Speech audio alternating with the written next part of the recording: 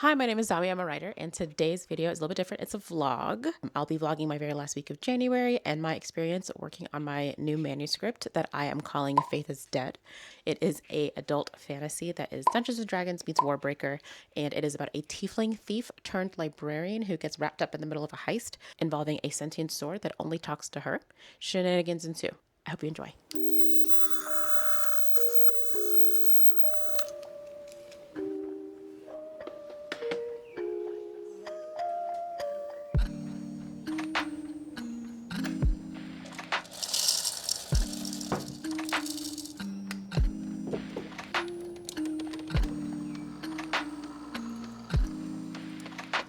So it's the 21st of January and I've kind of hit like a wall. I'm like kind of getting to like this spot where like the writing gets hard again. I can tell it's just a roadblock because I'm still excited to write the story, and if anything, I'm super excited. Like I just want to get over this piece of the story and like get into the next, but I'm too much of like a chronological writer to do that.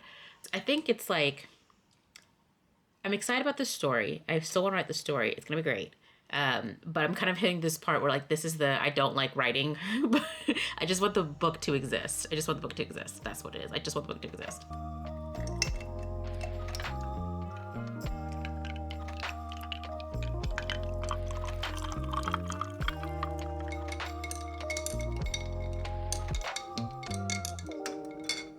So here's the thing. I used to absolutely be an underwriter, and suddenly I am on chapter 12, which doesn't really mean much because chapters, like that usually changes pretty quickly. Okay, so I'm at 28,000 words, okay, which is fantastic. We're really making headway. Have not truly arrived at the debate yet in terms of like plot beats. 28,000 words is a lot to still be like setting stuff up. We'll be working on that.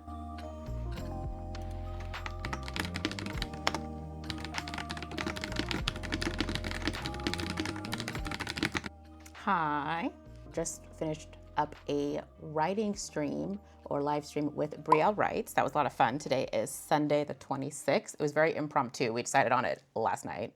If you were there, thanks so much for stopping by and saying hi. I did not record any evidence of that. I'm already doing so great as a vlog queen. It was very productive. Got maybe about like 500-ish words in total, but I also decided to start rereading what I've written so far. I'm very pro drafting, editing, revising like as I go. I'm not one of those very stern, don't edit, just write when you're doing draft 1 or draft 0. And I think it's because, and if you are, that's fantastic. You should still keep doing you. But as for me, I do write primarily fantasy, science fiction, more so fantasy in both the young adult space. And even though I do outline, my outline beats primarily. I don't do like a really heavy, very in-depth outline. And so that means I give myself an opportunity to like really like write on the fly, let the characters do their thing, and kind of go into what seems natural to get from beat to beat. With fantasy comes a lot of world building, and I have to make sure that I've planted all the appropriate scenes. Brielle mentioned this during the stream if you were there, and you'd remember this. It's very easy to gaslight yourself when you write fantasy into thinking that you've already written something down or the audience already knows something and you did not actually write that down. And so I frequently, or not frequently, but periodically will go back and read what I've written so far just to kind of make sure that I'm still doing what I think I'm doing. Like I'm not just gaslighting myself. And at the same time, there's a lot of characters that are now like coming together for the very first time. Like some of these characters I've met before. They kind of started off the story together. Other characters haven't met like anyone else so far. And so this is kind of where everybody comes together and it's kind of like this decision to continue the story. I need to make sure that I've laid down the groundwork for the audience to know what's going on from a world building perspective. Enough of it so it makes sense. I also need to make sure that I've laid enough of the groundwork where each of the I know what each of the characters actually knows and is aware of. And at the same time, I don't want to be too info dumpy. Willow, what are you doing? You can't sit there. There's no room for you there. What are you doing? Sit here. You're so weird. What? She's like looking ashamed. I mean, there's room here. Like there's a whole bed for you here. but she was trying to sit over here and there's like a straight up stool here. Like there's no room for you. She's like, and whose fault is that, Mom? Like literally, whose fault is that? So the story starts off with a heist, but it is not a heist story. That's just kind of like where things start, like almost inciting incident is this heist going on. And some characters don't know the heist is going on and basically kind of get wrapped up in the middle of all of it. The last couple of like chapters or scenes have been very fast paced because it's been very much the heist is happening. They're about to get caught. Other characters who are not even involved in the heist are now wrapped up into the situation. And so there's a very like frantic sort of energy. And I don't want it to suddenly come to a halt for all this like info dumping, relaying of information for the character, but also for the audience. I do want the characters to know enough already where I don't have to info dump too much, which means I need to make sure I've done a good job laying the groundwork for what audience knows and that I've made it clear that the characters already know this stuff. And I don't think I've done a good job with that because this is draft one. It's just been a vibing. And so I've just been vibing. And so I'm going through to kind of see exactly what have I explained so far, and what else do I need to explain? Where have I contradicted myself? Because I know I have. And I imagine I need to put in a little bit more world building, honestly. I think so far with the chapters and the scenes that I have, I've done a really good job with like character work and character dynamics and even characters' motivations already. And you know, again, I'm 30,000 words into this, right? So hopefully I've done that. But at this point, I think if someone's reading it, they have a really good understanding of every single character, what they want, why they want it. And even if they don't know exactly what they want, what it is they're trying to figure out for themselves. I think I've done a really good job of all of that so far with the characters, but I need to make sure I've put in enough of the world building there too. I'm really excited with the story still. I think for me, a lot of times I can get excited initially. I think this is a lot of people, new shiny idea. It's really great. But I'm still excited. I'm still like pretty like knee deep into this story so far. Going back to read like chapter 1, like line 1 is good. I'm liking my writing style. I'm liking kind of what I'm doing so far with the character work. I'm liking how I'm laying some groundwork, which is nice.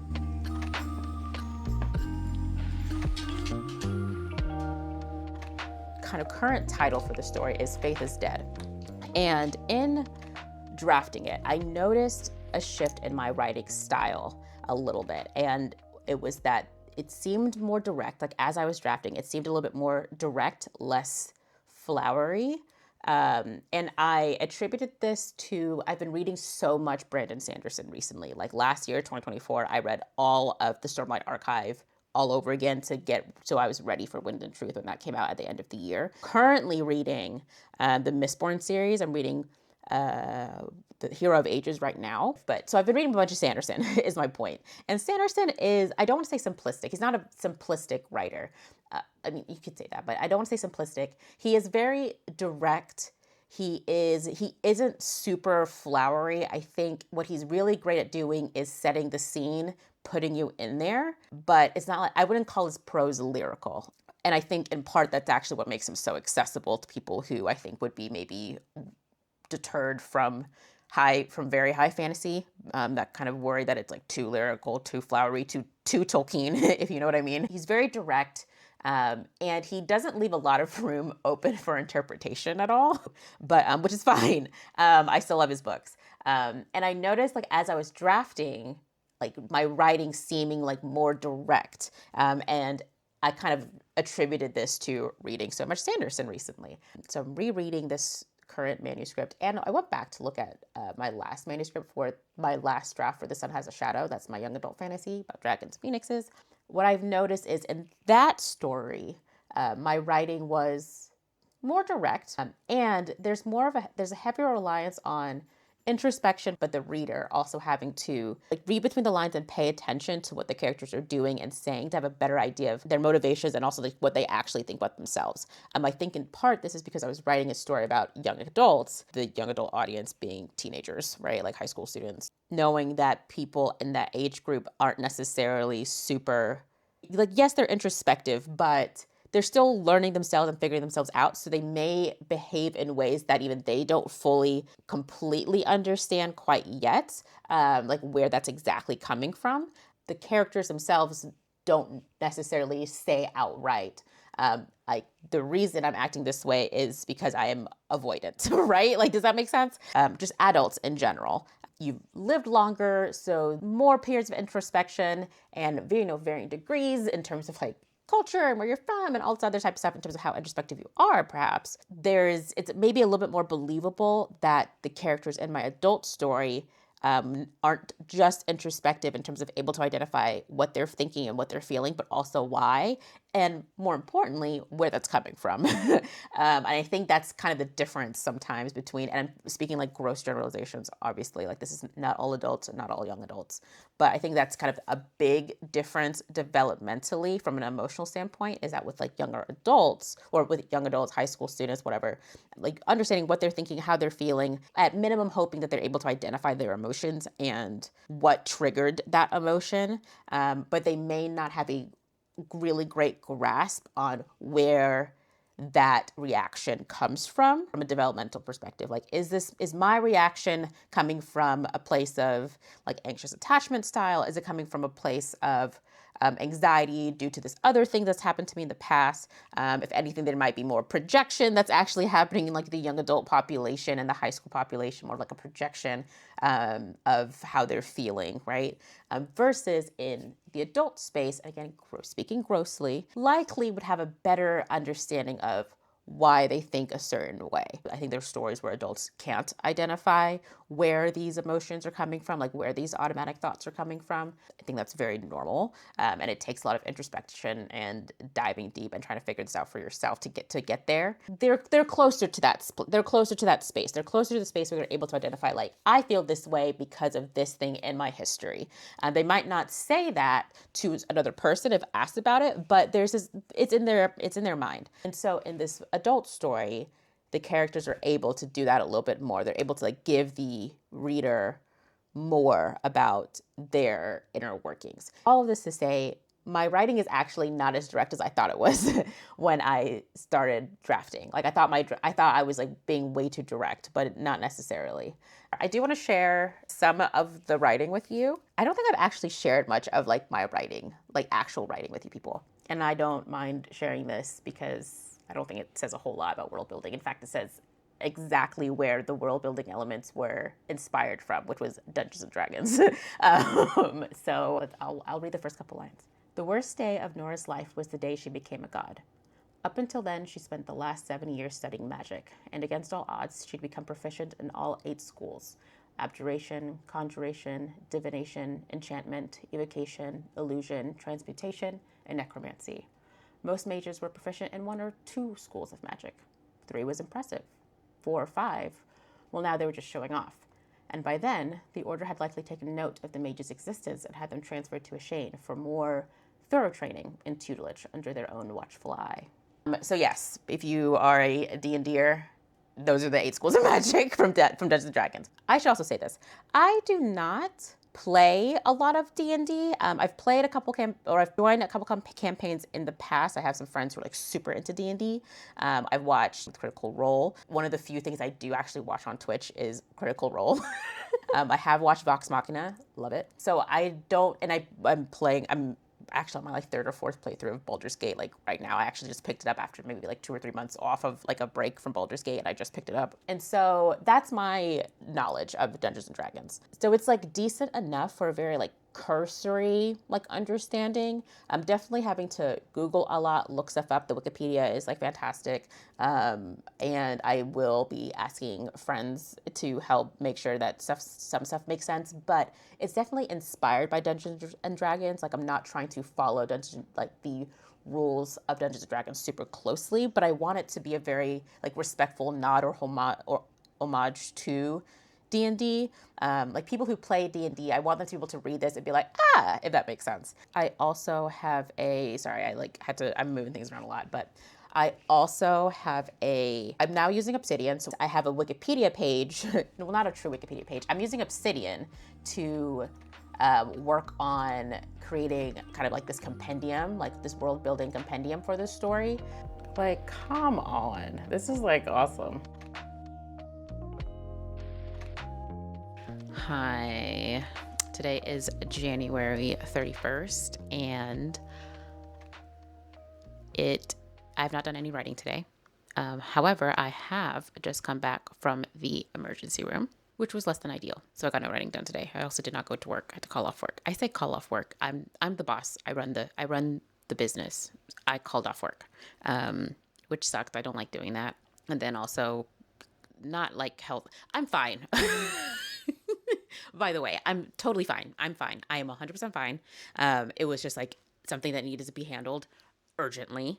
And so I went to the emergency room and it is handled and I am fine. Anyway, that aside, no writing has happened, but I feel like just so like frazzled and all over the place. I still am going to try and get some words out. I'm going to see. I'm not going to push myself like super hard, but I'm going to try and get some words down. And if I fail, I'm going to go play Baldur's Gate. Like, that's just how it's going to be. Quick side note, though, into Baldur's Gate. I am currently, this is my third or fourth replay of it. I've also never finished Baldur's Gate because every time I get to like Act 3 and I'm like a little bit closer to the end, I realize I actually wanted to romance somebody else. And so I have to start all over again, obviously. This time, this playthrough is like fire. Like, I don't even want to hear it. So this time around, I am playing as the Dark Urge. I was a paladin, make it make sense. And I am now oath broken, and I romanced Karlach. So like, I'm the definition of the morally gray main character, Xaden who. So I'm having a lot of fun. I'm in Act 3 now, and it's a great time. Back to writing though.